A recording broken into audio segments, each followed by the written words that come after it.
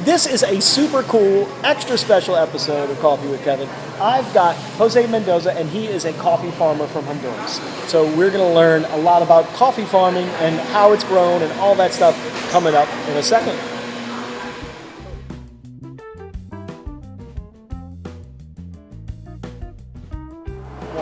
Jose, thank you so much for coming. Let me tell you, it's such an honor to have you here. Like, I deal with coffee all the time. I'm touching coffee. I deal with coffee every day, but I've never been able to sit down and have coffee with a coffee farmer. Thank you so much for coming. It is it's great. Same here, man. So you're a coffee farmer in Honduras, and the name of your farm and company is Café de Mi Pueblo International Coffee Company. See, I don't have the drawl you've got on that. No, I can't. I'm bad with Spanish. I took French, I'm from It's New okay. Orleans. Café means coffee. Uh-huh. De Mi Pueblo means from my little town. Coffee from your little town. So that's actually... We are from a little town, which is called San Nicolás, Santa Bárbara.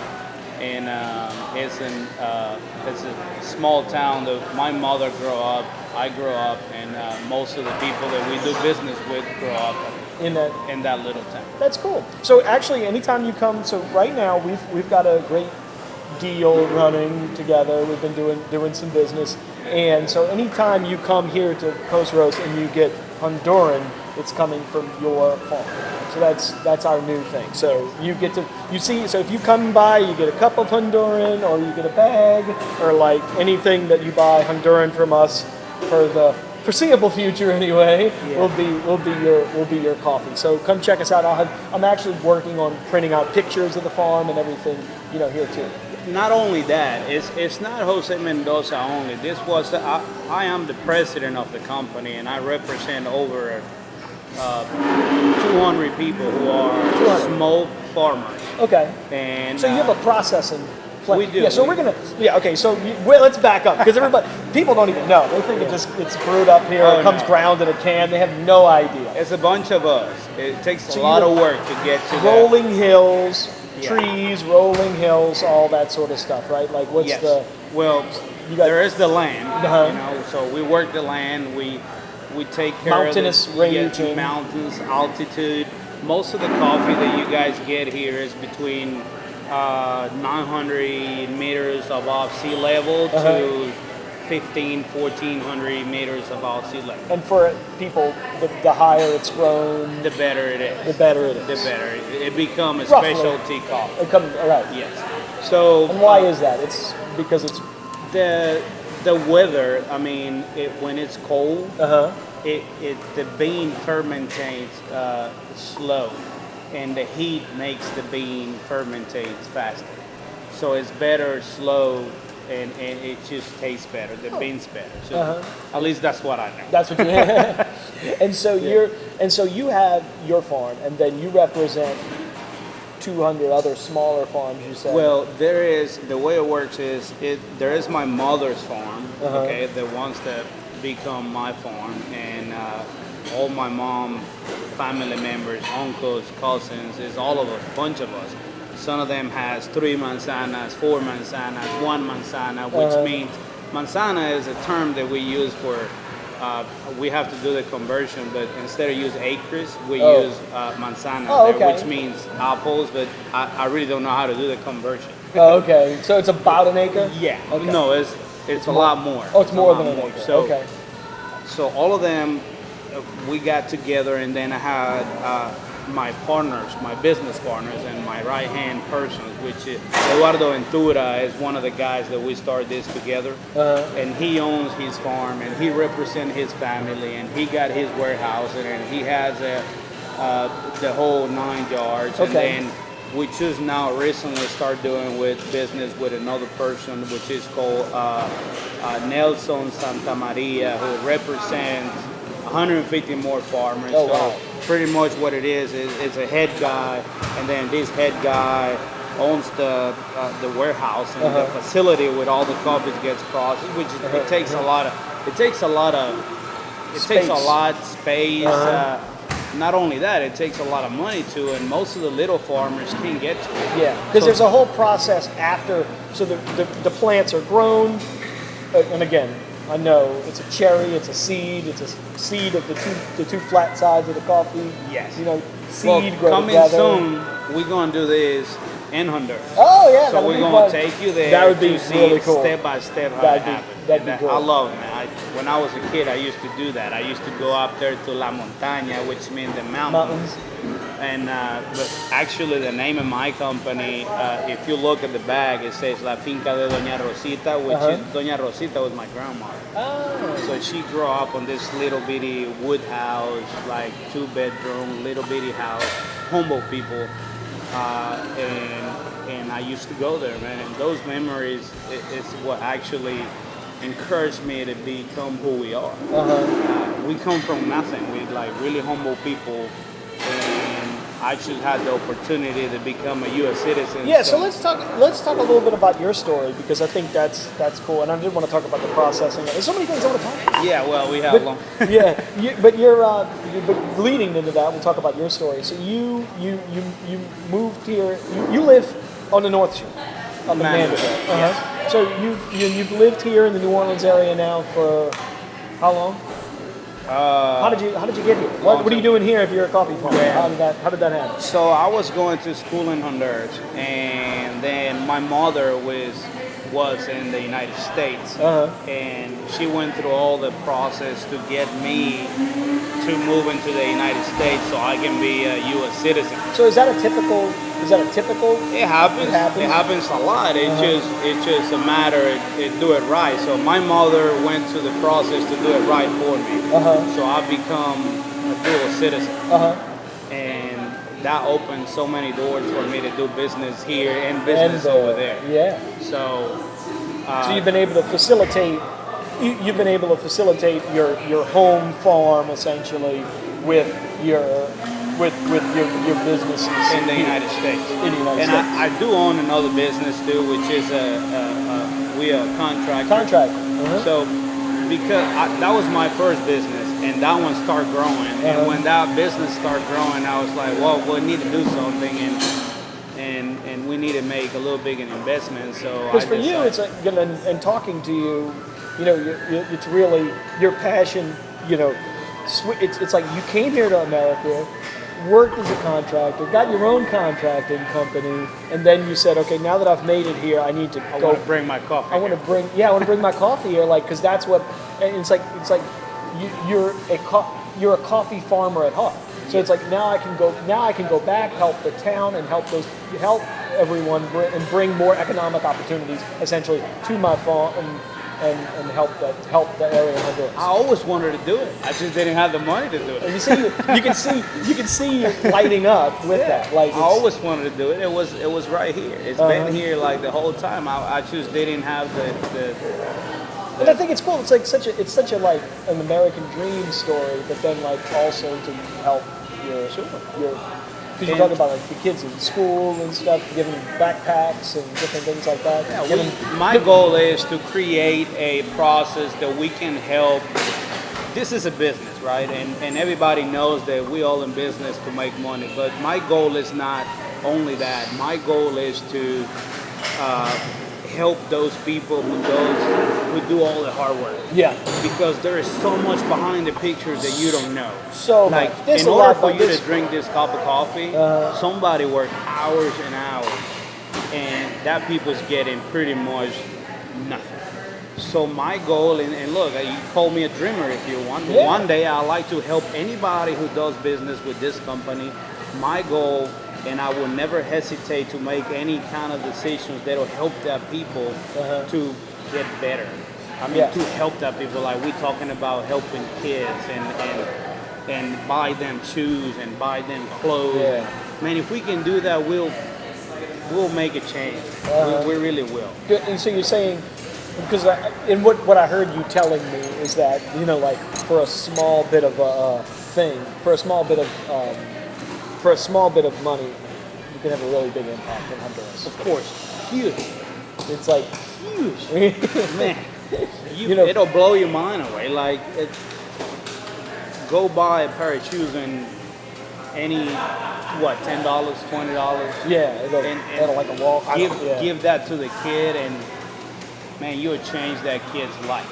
some of these people, they're so poor that they don't even have medical assistance in that area where they live, where the mountain's at. So they need to walk miles down to go to see a doctor if they cut their It's hand hard for or us anything. in New Orleans to even understand mountains. I You feel have to like. be there. I can't. I go to like North Carolina. I'm like, how do people? I don't have cell phone service. This is crazy. But so something like Honduras, my mind, I cannot fathom that. I just can't. I don't know what it's So like. if we can ever do this, it'll be great. We'll help these people. We'll help these kids. We'll give a little bit back to what we get. You know, we make all the progress. We did all the job to bring the coffee into the United States. We're trying to make new business every day. We're trying to get better every day. We're trying to build relationships every day. And my goal is, and always will, to help these people. Like you see me here and you say, Jose, you're a farmer. Well, I want you to meet the real farmer, the guy who leaves day by day, He goes and picks it. pick up the bean, clean around. Because it's all hand picked. All hand picked. It's all hand picked. There are no machines. Well, we do have a few machines that faster the process, but most likely 90% of the job is all hand. All hand. Yeah. But because after it's picked, which is hand, you have to pick the ones that are ripe and stuff, from my understanding. And then you Gotta pick the red ones. You pick the red ones, not the green ones. not the green. Red one, not the green ones. The ripe ones. Yeah. And then you would take, and then it goes through a process to get those seeds out of a husk. So y'all use a water process. Yes, well, there is a big, I don't know how to describe it, but it goes through a machine who separate the bean from the little bowl, the cover. How you call the shell? The shell. So yeah. that separates that, and it goes into a big pila, which will be Or I call it like a husk. like something like like a that. small, like a little swimming pool. So it goes in there, and it rests there overnight, and then gets washed with like water 3 or 4 times, and then we send that to the patios, which is a big concrete slab, and it gets sun dried. That's the old school way. Yeah, But nowadays, it goes into the big dryer. You got a big dryer. Dries it. But So do you you do both? I guess dry we do some both. and Like leave it out. the little farmer, never dream of get that machine on, get the dry. coffee on the dryer. So they dry it like that. If it rains, they hurry up and pick it up and cover it, and it always rains. Yeah, I was about to say, it's always it's so. a See, nightmare. things like that, people don't realize. You have to see it. I can't Yeah. wait, so we'll go. Yeah, I it's- can't wait to take you there do- for you to see that. I do want to see it. And once I you do wanna see that, it. you'll realize that in order for you to have this cup of coffee, man, somebody did a lot of work. Yeah. A lot of work. It's- So what we do, all the business side of the coffee and importer into the United States and all the legal terms and stuff, yes, it takes work to do that, but the real work comes from these guys. Yeah. Oh yeah. You know? And all these guys had a lead guy, and I usually do business and deal with the head guy. So it's a bunch of us who are the heads of the family. Yeah. Or the heads of the group. Then you know. get together. And then we get together and we decide, look, what we're gonna do, how much coffee. And you've got a bunch of different coffees. You've got higher end coffees and lower end coffees, depending upon. we can get just about any coffee, any Honduran coffee you can get on the market. And we're always trying to get the best prices we can so we can help these people. Yeah. That's what we really want. Talking about the prices stuff that we was talking, like we talk about, people don't realize that when you buying, when you're trying to buy coffee for very little money, you impacting somebody and you don't even know. Yeah.